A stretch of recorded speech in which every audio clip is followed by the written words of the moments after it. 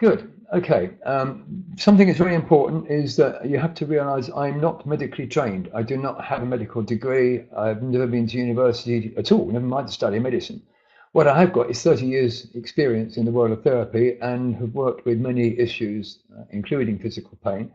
But I'm very, very cautious how I do it. Hence the title that you'll see on the screen at the moment is Working Responsibly with Chronic Pain Management.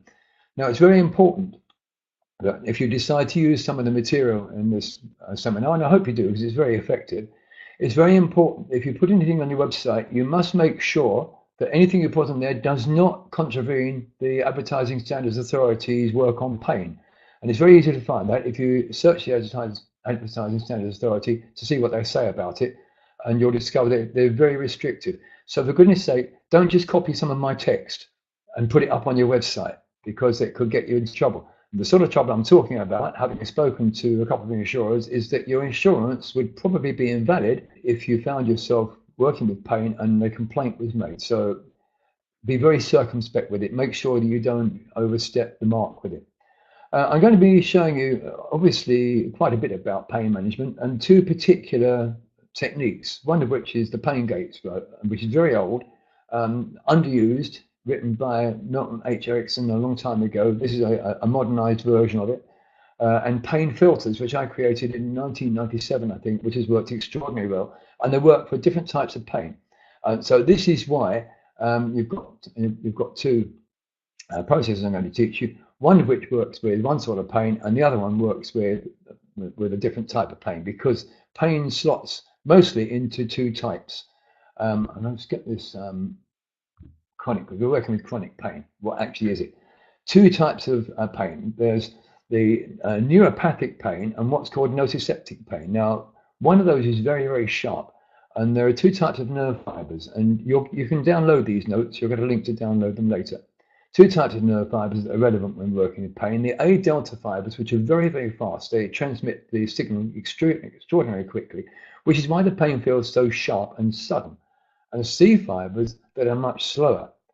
With pain coming from a C fiber, it can be neuropathic, can be peripheral illnesses, diabetes, and so on. And that causes a kind of a dull, heavy pain. It's no less severe, it's just got a different quality.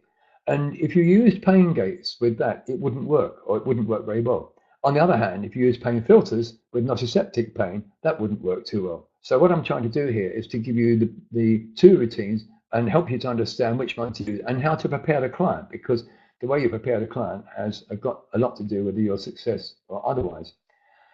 As you can see, second paragraph here, in chronic pain, the A delta and C fibers often switch on permanently. Nobody actually knows why that is. They often switch on permanently. Sometimes it's because an injury is still present, as in the case of arthritis.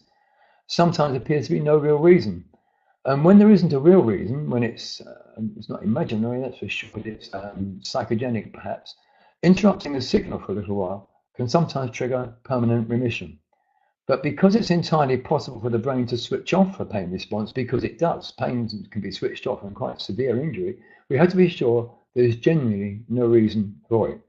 Which means that you won't work with pain with anybody that has not seen their doctor fairly recently. In fact, if somebody comes to you with chronic pain, you would never work with acute pain anyway. With arthritis, the pain might persist because there's still an injury. And we have to make sure that we're not working with something where there's a reason for the pain. So you won't work with acute pain at any time, and you won't work with chronic pain where the client hasn't seen the doctor.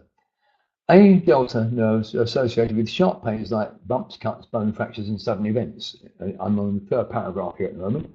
Myelinated nerve fibers, don't worry if you don't know what that means. I'm going to show you a graphic in a moment. And if you've done level 3 or doing level 3 BWRT, then you'll have seen the graphic already because it helps you greatly. C nerve fibers are unmyelinated and they're slower, neuropathic, dull, or heavy sorts of pain. It doesn't mean it's less intense. It's common in cancer, shingles, peripheral neuropathy. It's often common in diabetes as well. And the pain transmission is slow, which is why it has that heavy, rather dull quality to it. It can be really like a heavy weight. Some of you have probably suffered from one or both of those pains, and so you'll know exactly what we're talking about. The brain system that's responsible for feeling pain, because as you probably know, all pain is felt purely in the brain. It relays the signal from the injured part of the body, but nonetheless it's felt in the brain. And it's actually felt in the parietal cortex across the center of the brain. I'm not doing any work tonight with the parietal cortex. It would just make this 1 hour class just a bit too complex. So we're just referring to the brain. And that part of the brain can talk to the spinal cord and suppress nociceptive signals, which is what it does when athletes injure themselves in the middle of a race but keep running, or soldiers that have been known to keep on running when they've had the most horrid injuries, because the heat of the moment, the energy in the moment, seems to stop the pain. It doesn't mean that there's no harm being done. Unfortunately, as I've said here, the particular type of pain suppression can result in further injury before the pain signal switches back on again. Now, when you do any form of therapy, that works frequently as a placebo. And I think I've mentioned that somewhere here. If it's not on this page, it's somewhere else. It works as a placebo. And when you actually apply a placebo, the pain stops. It doesn't mean that it's okay to stop it. There's a school of thought which says that if the pain will stop because you use your mind, then there's no reason for the pain to not stop and it won't let you do any harm. That's just simply not true. All of you will at some time have discovered you've cut yourself or bruised yourself, maybe not to the point of needing hospitalization, but didn't even remember you did it. And there have been a few cases where people have gashed themselves or cut themselves or even broken bones, where the spur of the moment has kept them running. One particular case in question was a client of mine that came to me. He had been heavily involved in the world of drugs. He had leapt out of the second floor window of a house to escape a drug baron and ran to a police car on 2 broken ankles. And only when he actually got in the police car did he realise his ankles were broken because he couldn't stand up anymore. Needless to say, he did irreparable damage to his lower leg, but at the time, he didn't know that there was anything wrong. The police said afterwards his feet were flopping about all over the place. But the sheer terror of escaping from this drug baron is what helped his brain suppress the pain, because survival was more important than dealing with the fracture in the ankles. Are we all okay so far with the importance of making sure that you're working only with stuff that you can? That's all right, Yasmina? Okay. Very important that you understand why, and I'm very, very fussy about such things. I would not want anything that I teach to cause an injury or to cause a problem for anybody. Oh, good, okay, you're all understanding the importance of it. It is very important. Good. Okay, let's have a look at. There'll be time for questions afterwards, and I hope there'll be quite a bit of time for questions. Hopefully. So, where's my? Yes, here we are. Nerve anatomy. Now, this is a myelinated nerve fiber. I'm hoping you see my pointer, and it's very important that you recognise that if you show a client this, you'll see why when we get to one of the scripted works, you'll see why this is such a very, very powerful image. If you've done level 3 BWRT, you already know about this, of course. Myelinated nerve fiber and unmyelinated nerve fiber. With the pain gates process, we have the client imagining that a gate goes into each of these places here. There's nothing to imagine in the unmyelinated fiber, of course, it just doesn't exist. And nerves are not what people think they are, because a lot of the time people imagine the nerve to be as kind of like a biological wire that runs through the body. And nothing could be further from the truth. The cross section of a nerve, you can see on the right of the diagram there, that's how a nerve is. It has thousands of nerve fibers inside it, which can be myelinated and unmyelinated. And this is a cross section of the spinal nerve. Nerve also has a blood supply, which people often don't realize. So nerves are actually quite thick things. You can actually see them with the naked eye. The nerve fibers, on the other hand, are very, very fine. And you can't see with the naked eye, but you wouldn't see them anyway because they're covered in the sheath.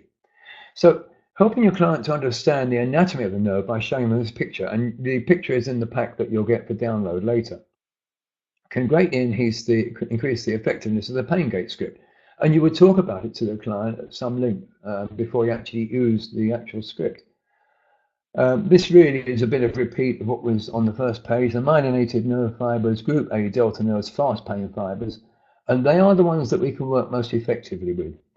Because the pain travels fast, it's very sharp, but it's very light in comparison. We can stop it quite easily. Nociceptive pain, it's called. Burns, sprains, connective tissues, bumps, bruises, inflammation, bone fractures, and the like. Now, there's a link on that on that diagram. It's not a live link, so when you download it, you'll need to type that into your browser. I've tested; it is still active. The site. It's a very, very helpful site, that helpful pain site, and you'll find a lot more about it than I've got time to talk about here, and also probably a lot more complex I'm talking about here. I didn't want to baffle everybody with science. What I'm trying to present is a way that is, if you like, it's clever enough to be good, but it's simple enough to be easily understood. The unmyelinated fibers are group C nerves, and they're responsible for chronic neuropathic pain. Now, if anybody suffered from chronic neuropathic pain, you know that it can be very, very difficult to do anything with. The pain filters will help. Probably won't completely knock it out. It might with some people, but probably not. With neuropathic pain, doctors give all kinds of medication for it, most of which doesn't work too well, and sometimes amitriptyline. And I don't know if anybody has the experience of amitriptyline. I have, and it reduced the pain of my arthritic neck reasonably well, but I could scarcely function. I became like a zombie. I was zonked out the whole time. I was just absolutely shattered all the time. And then the pain came back, and the doctor said, increase the dose. It's horrible stuff. For about 3 or 4 days, I thought, wow, this is good. But then after that, I just couldn't cope with the lethargy and tiredness and general feeling of unwellness. And as I say, the doctor suggested increasing the dose so that it would stop the pain. But that wasn't going to be helpful at all because I was just too tired to cope with it. So neuropathic pain is really difficult. It's the slower pain, it's heavier, it's more widespread. It's sometimes difficult to actually locate exactly where it is. It's a bit like sciatica. You can't say, you know, it's at the back of your leg somehow, but you're not sure exactly where it is. That's a neuropathic pain. A neuropathic pain, in case you're wondering, that's pain that comes from either a damaged, temporarily damaged, or a stimulated nerve. And it will come up with arthritis, with a great many autoimmune disorders. Diabetes which will often give neuropathic pain. And so it's something which, if you do some work with it and you're not successful, don't beat yourself up. You will always, with the pain filters, you'll always be able to, with an able client, you'll be able to reduce it, but you probably won't be able to stop it completely in its tracks. What will help is being able to show the client not only this particular picture with the anatomy of the nerve, so they can see and understand what myelination. People often think that the myelination on the nerve is constant. It actually isn't, because we talk about the myelin sheath, and people imagine the myelin sheath is in one strong thread. It isn't. It's slightly different, as you can see. What will also help the client is on this image, being able to help them to locate which actual nerve that they're using. Now, some of you have seen this before, and you know that there were misspellings on the ulnar nerve and on the median nerve, and I spent ages overwriting them and matching the colour of grey up. I think I've done it quite well, actually. So this time it's got the spelling correctly. You probably won't need to use it much, but it's handy to know. Plus the fact, if you can impress a client with your knowledge, that's going to help the client greatly to have confidence that you'll be able to do what you're promising them you'll do. You're going to help them cope with their pain. Any pain that's at this area here, around here, you wouldn't find that you would use pain gates. Pain gates is not likely to work. Pain gates probably won't work because it's too close to the brain. There's not enough work for it. And the client would know there's not very much nerve passage. So if somebody's got neck pain or something of that sort, treat it as neuropathic pain and work with that. Don't expect pain gates to work. And then these are not the only two pain management systems, of course. These are just the two I like best. There are many that you can discover on the internet if you like. But these are the two. These are my favourite because they're easy to use and, in general, work extraordinarily well. Peb, good question. With migraine, I've always worked with circulation because with migraine, it's either the result of the vessels in the brain expanding or contracting. So I always work with trying to stabilise circulation and using just hypnotic work with that. Actually, I haven't always got a good result. Sometimes with migraine, I've actually used regression to cause or hypnoanalysis, which has had a good result. Fibromyalgia, Anastasia, is usually going to be neuropathic pain, and you can use with fibromyalgia you could use both pain gates and the pain filters. Pain filters tends to work better. I've even worked with cluster headaches doing a similar thing before. Cluster headaches are generally considered to be the worst possible pain that exists. Apparently, cluster headaches are worse than the pain of childbirth or heart attack. I wouldn't know because I've not experienced any of those things, neither heart attack, childbirth, nor cluster headaches. But apparently, cluster headaches are the worst pain known. Those I would not attempt to use these particular methods with. Probably not. I don't know. um, I think anybody can have cluster headaches. Nobody really understands what they're about. Nobody really understands whether they're to do with a nervous process. I've used pain filters with it, but pain filters are slow, so they didn't work too well. Pain gates didn't work at all. But I used hypnosis I've only had 3 clients with it. One of them was totally unsuccessful. The other 2 were partially successful. In that, when the 2 that were successful were aware when they were about to get the onset, so they could do some preparation. The one that wasn't successful was not aware at all. He said it was just suddenly like being hit on the head with a sharp hammer in several places. But the ones that were aware, they would get a strange feeling, which was probably like an aura.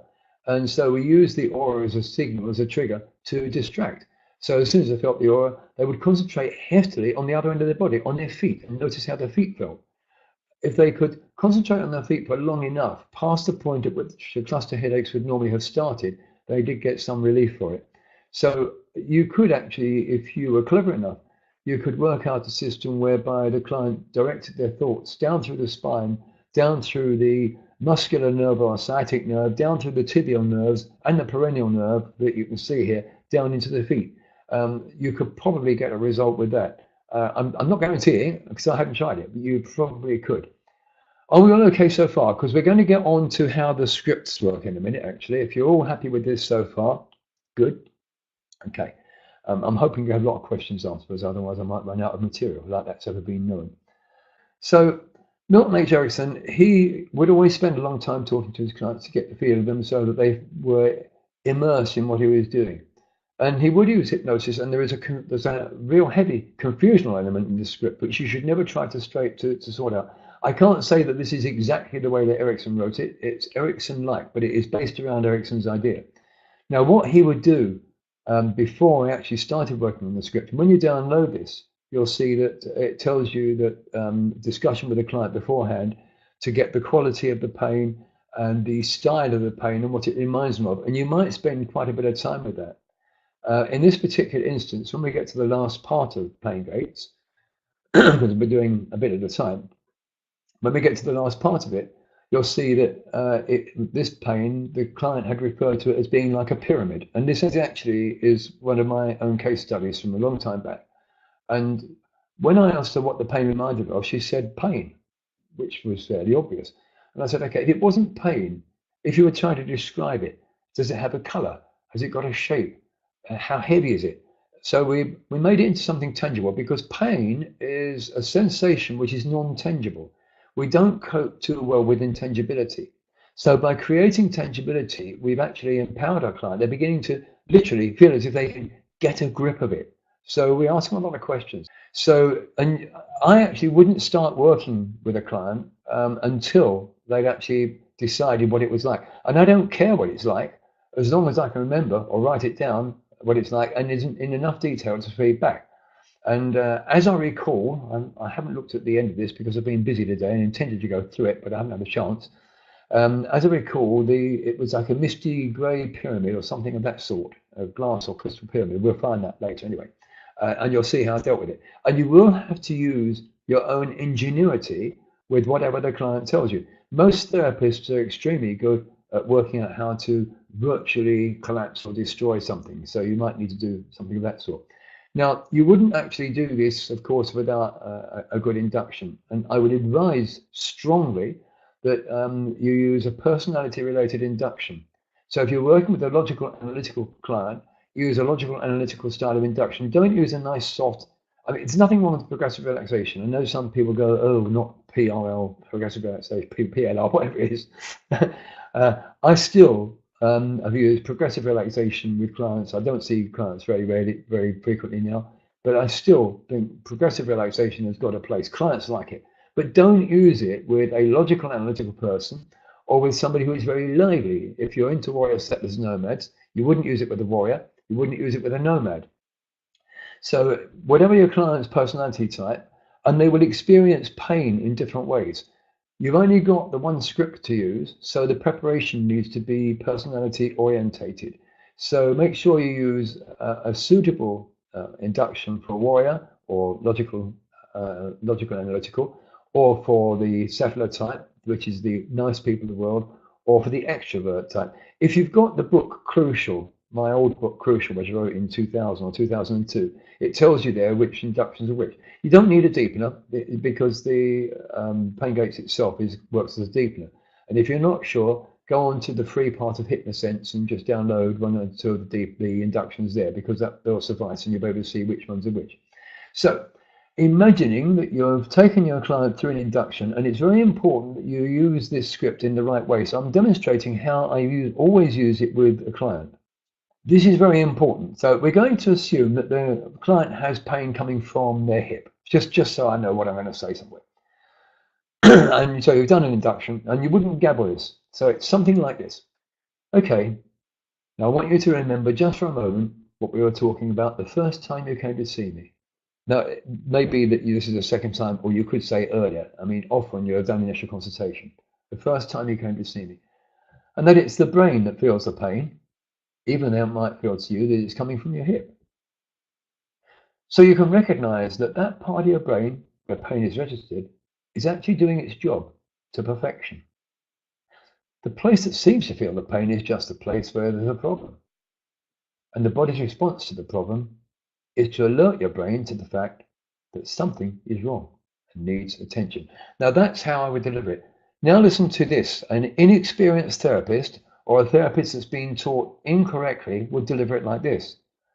Okay, now I want you just to remember for a moment what we were talking about the first time you came to see me. That it's the brain that feels the pain, even though it might feel to you that it's coming from the hip. So you can recognize that that part of your brain where pain is registered is actually doing its job to perfection.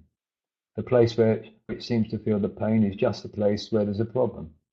And the body's response to the problem is to alert your brain to the fact that something is wrong and needs attention. That will do nothing.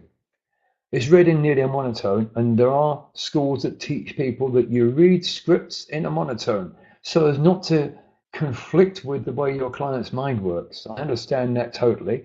But the thing is, if you do a personality-related induction, you can then use color because it makes much more sense and it hits the brain much more.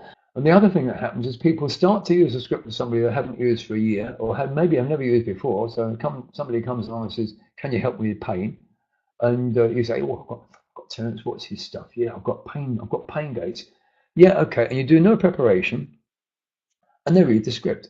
Now, when you're reading a script that you know, that's okay. Nothing wrong with that. Nothing wrong with it at all. In fact, you can say to the client, because we want to try and help you get rid of this pain or deal with this pain, it's very important to me that I get this 100% right.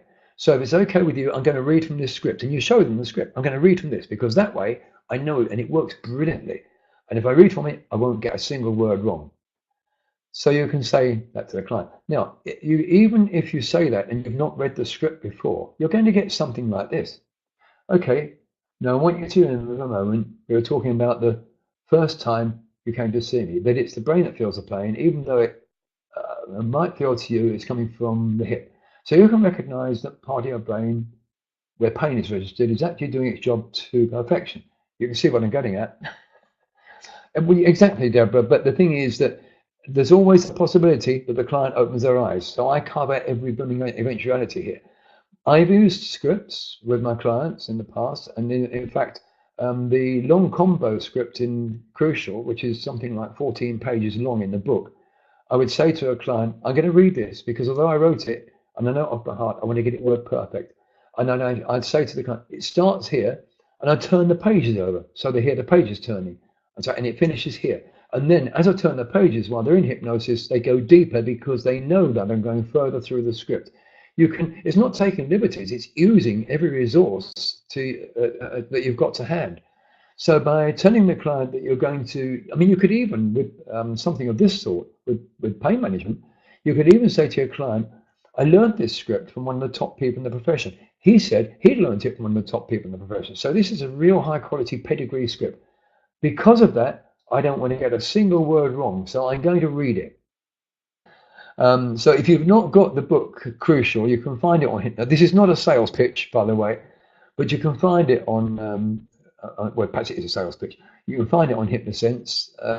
It's a physical copy or download, and it is a very long script. But again, you see, when you say to the client, if you've got it on a physical copy, and the client hears you turning pages, what happens there is that every time they hear you turn a page, they go deeper and deeper and deeper into hypnosis. Anyway, so this script you'll read in the way that I was teaching you. And just so you know, I'm going to read the next paragraph and exactly the way that I deliver it to a client. And the best way to do it is to feel as if you're telling a story. Don't feel as if you're doing therapy. Feel as if you're telling a story. So it comes out something like this. So you'd read it like this. But you actually already know that something is wrong, of course. And you also know that it's being given and is being given all the attention it can have. But the body is a very simple device. Simply doesn't realize that you no longer need to feel that discomfort. So I guess it's all right if we can find some way to slow down those reminders to your brain that something is wrong. Slow them down, diminish them.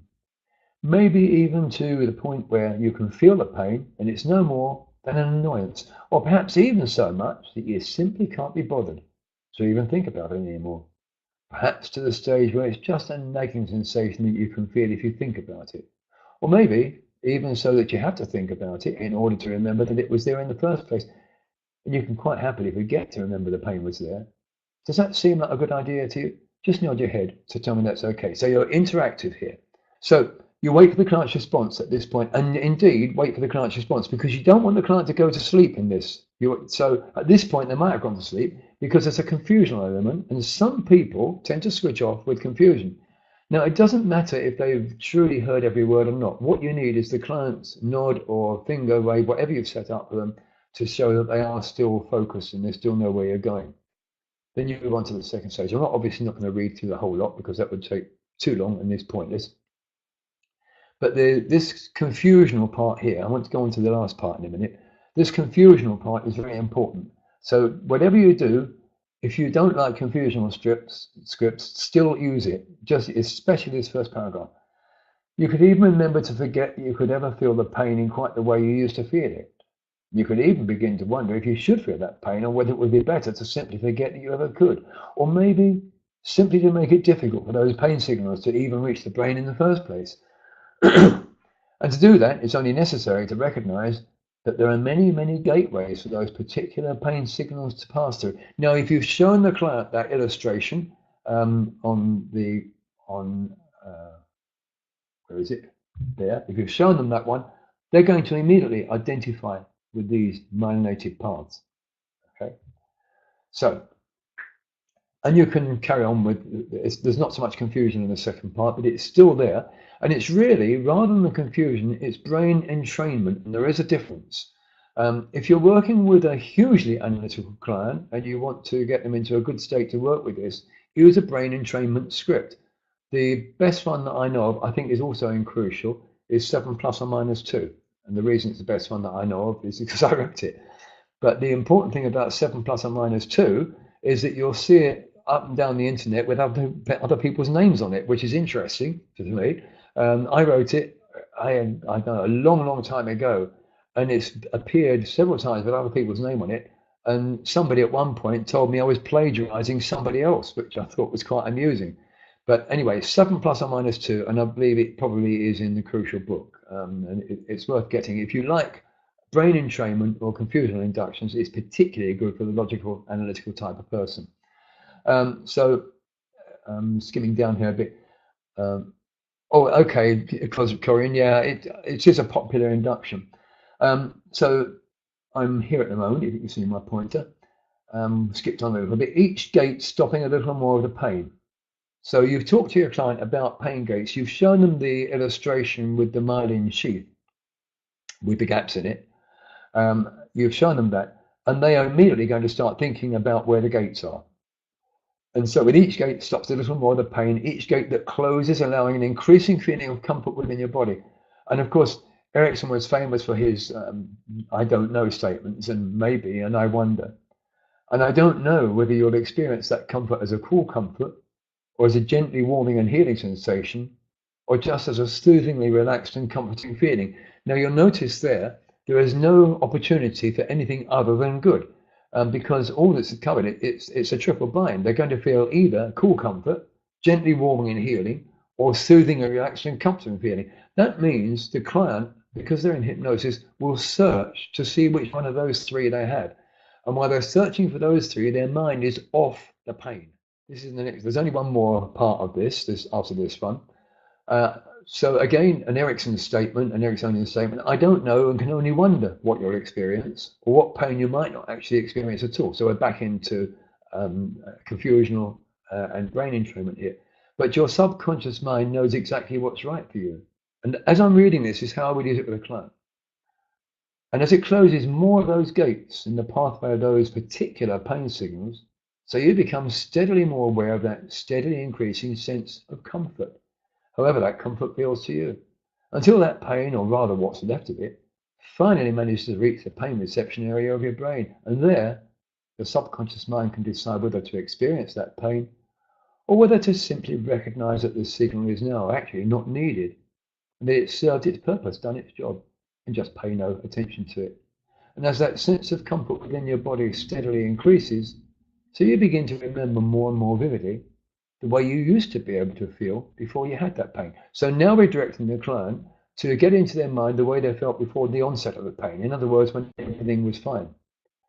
Remember so vividly, in fact, you can recall it with such crystal clarity, you could even begin to think that that pain had in some way faded right away into the background as you focus upon the way you know how to feel without pain. In fact, focusing on the way you're beginning to feel right now, with a wonderful recognition, like meeting an old friend you haven't seen for a long, long time.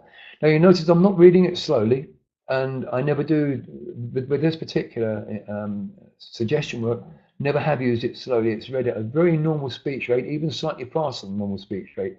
And it's always achieved a good result when it's being used with the right sort of pain. And I'm going to say again, only when the client has seen the doctor and I know they've been medically checked.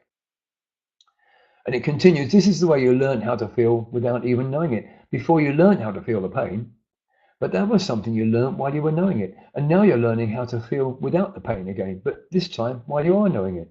And all you need now is a signal for your subconscious mind to automatically start to close those pain gates when you need it to.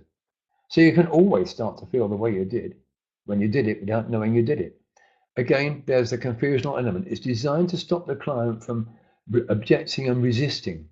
And then we come into the final part of pain gates, which is the bit where the real work is. This is where the work of the actual, I suppose, control of the pain happens.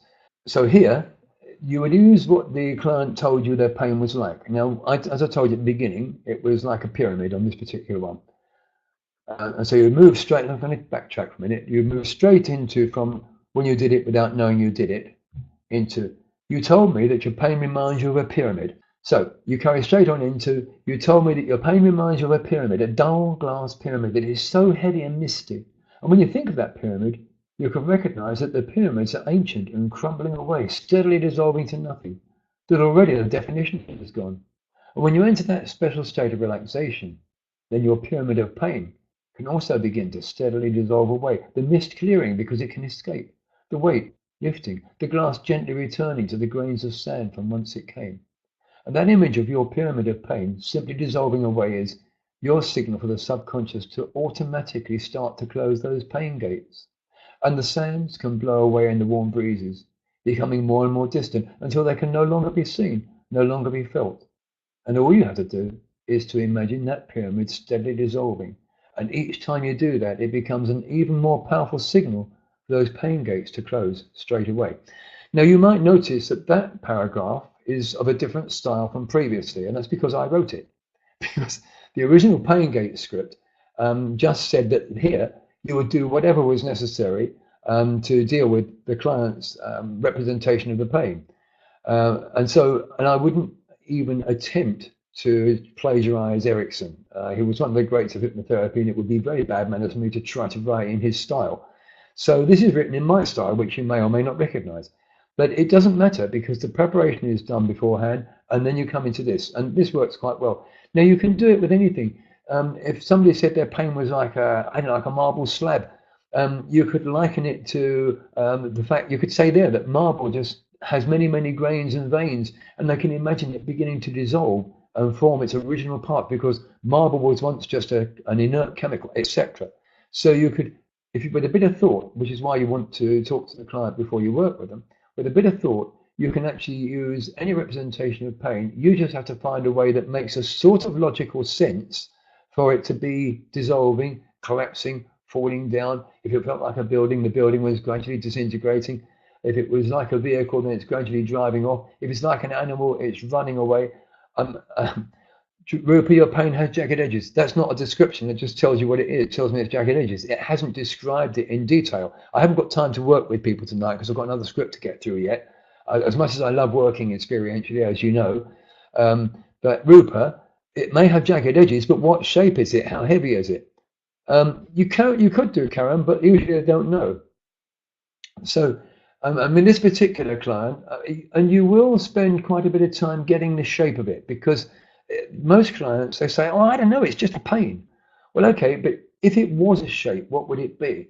And if necessary, you can say, would it be oblong, triangular? Would it be round, oval? And Rupa, for instance, you've got jagged edges, but would those jagged edges be on something that's round, or would it be on something that's oblong, or like a stick? Because that stick can have jagged edges. I don't recommend working in one session with somebody who wants you to work with pain. I recommend that you do initial consultation to get from them how they experience the pain, what it's like, the shape of it. I was just saying to Rupa just now, the shape of it, the quality of it, how old it is, if it's got a color and so on, so that you've got time to think about how you'll deal with it. You could see the client on 2 successive days if somebody really wants you to use a lot of work. So ideally, you'll see the client, get as much detail as you can, and you will have to help them. Most of the time, they'll be, sorry, Rupa, I'm going to pick on you now. Rupa said, my pain has jagged edges. That wouldn't be good. Okay, so Rupa has cylindrical pain with jagged edges. Now, Rupa, what's the color of the cylinder under jagged edges? What sort of color is that? I haven't got time to work with you in any great detail, but I just want to try something. It's grayish, okay. And what's it made of, Rupa? That grayish cylinder with jagged edges. It's a grayish cylinder with, it's a grayish rubber. So the jagged edges, Rupa, you can easily imagine that they're made of rubber as well. And you know, if you think about it, even now without any hypnosis, you can find those jagged edges beginning to be very soft and floppy, a bit like a toy dinosaur, which has got spines on its back, which are made of rubber, those jagged rubber edges. And they're bendy and floppy, and you're laughable. You couldn't stick them through a bit of paper or anything. Now, if you think about that, Rupert, notice, because I know you quite well, that has already changed the quality, unless I'm very much mistaken. That's already made a change to the quality. Yes, absolutely right, Mark, but you'll need to assist them. And Rupert, are the jagged edges firmly attached to the greyish rubber cylinder? Because I've got another idea we can use. Yes, they are. Okay, that rubber cylinder can suck the jagged edges in, Rupert, and what you'll discover is the pain assumes a smooth quality, which is much easier to tolerate. So as you see it in your mind's eye, those greyish, those rubber spiky bits, those jagged edges are being gradually absorbed into the rubber. They're becoming part of the rubber cylinder, and it's becoming much smoother. So it's a kind of a smoother pain, which is a lot easier to bear. It's got no jag to it. It doesn't stab. It feels softer, good. And Rupert, can you imagine now that this cylinder gradually changing from a cylinder into a sphere, because spheres are much softer altogether. Can't go any further than that with you because I've got something else to do tonight. But change it into a sphere. It's gone from... Now, what does that mean? Okay, what I'm hoping, Rupert, is that your pain is now considerably diminished. And just for anybody wondering, this was not set up, I promise you. I had absolutely no idea what Rupert was going to say. I wasn't surprised that she'd come up with something, but I had absolutely no idea whatsoever. So this is how I work off the top of my head. And you do have to use the therapist's think processes. The pain filters I'm going to show you in a minute are much, much easier to use. So Rupert, if that pain was at a 10 before, where is it now? Now you've changed it to a cylinder, which is great. Okay, we haven't got time to do any more work on it, but no, I don't, Bob, and Erickson never did either. And that's, I know that this is a hypothesis. We should change it to discomfort. I never do. I call it what the client calls it, pain. And it's, I talk about the pain becoming less and less and less and less and less. And then we go from pain to comfort. Now, Rupa, we can temporarily switch off that degree of 4 of pain to a 0 of pain. Oh, okay, all right, Rupa, this won't last. This is, I just want you to experience something. I've just got time to do this. Just allow this to happen, Rupa. The pain level is at a 4. It's a cylinder. Sorry, it's a sphere now, and it's probably rubber. I want you to imagine it somehow shrinking it and turning itself inside out, and just for a few moments, the pain has been replaced with a kind of a warm comfort because it's turned itself inside out. It's a temporary thing, but Rupa, what did that do when you imagined that somehow that sphere turned in on itself, turned inside out, and quite abruptly has become comfort instead of pain? I know it won't last. It's not designed to last. It's designed to teach you something that you can use from time to time to give yourself a bit of a holiday from it. It might stay away for 5 or 6 minutes. It might stay away for 5 or 6 hours. But Rupa, oh, okay, right, okay. So you haven't actually got a hot water bottle, but it feels like it. Good, okay. So folks, you see with the receptor, and Rupa is very receptive to suggestion work. You can see exactly what you can do, even without an induction, actually. Oh, okay, Rupa, so you can actually feel it getting hotter. Right, now I must move on to pain filters. I know you can't see the bottom of this. I shall scroll it down. Now, don't be put off by, as I've said at the top, don't be put off by the apparent brevity of this. You're welcome, Rupa. It's highly interactive, and it's got a lot of similarities to the well-known control room technique, although it isn't that. It's got some similarities. You need, as I've said here, you need, as in all pain-related work, you need as deep a state of hypnosis as possible. And again, read it, and again, you would have done an induction, a personality-related induction, and read this in the same way as if you're telling a story. So you would begin with, why have you ever noticed how similar pain is to sound? Well, maybe you haven't. So perhaps I better explain it a little. You see, pain can have a deep bass feeling that throbs or kind of rumbles. And it can have a sharp treble sense, which is just too shrill to be comfortable. It might also have a distorted and jagged quality, or even sort of a wailing feel to it. And there might too be that middle sort of sound, which is neither one thing nor the other. So here we're setting up a simile, what sort of sound the client might know. If they couldn't relate their pain to a sound, by the time you finish those 2 paragraphs, they will do, and you'll pause long enough. So we move down, and I'm down here now. So now I need to discover the different sounds that you can hear. We're talking about the pain into sound. First, I want you to tell me if there's any of that bass quality to what you're experiencing. Do you feel any of that? And if anybody's suffered a real heavy dragging pain in the lower back, you'll know exactly what I mean. It's got a kind of a bass quality to it. Do you feel any of that? If so, have the client turn a knob or move a control slider to reduce it. Have them find the setting that feels most comfortable. It might not be 0. It's the setting that feels most comfortable. They might turn it right down and decide to want to turn it up a little bit again. And that's fine. Repeat the process for treble and then the other sounds. So once they've done the bass one, you say, right, can you hear any of that treble sound, that shrill sound, that high-pitched sound? Can you hear any of that middle sound? Turn the control down for that. So you just repeat exactly what you've done for the bass sound. And then you're going to say, good, that's excellent. Now we get the volume turned all the way down. Now you notice we haven't gone straight to turn the pain down. We've actually adjusted the quality like a graphic equalizer. Any of you who are sound engineers here or have worked with sound, you'll know how powerful that is, because with a graphic equalizer, you can filter some sounds out completely and totally. And that's what this is seeking to do. The client would choose the filter signal, if you like. And then, of course, you reduce the volume. So you can say, good, that's excellent. And now we get that volume turned all the way down until you can just barely be aware of anything at all. Is your volume control a knob or a slider? That actually forces the client into interactivity, into taking their part of it. Otherwise, they might just lay there like a blob, which clients have got a habit of doing. Have the client adjust it until he or she feels most comfortable. Repeat as much of the script as necessary until the client reports that all the sounds have been muted.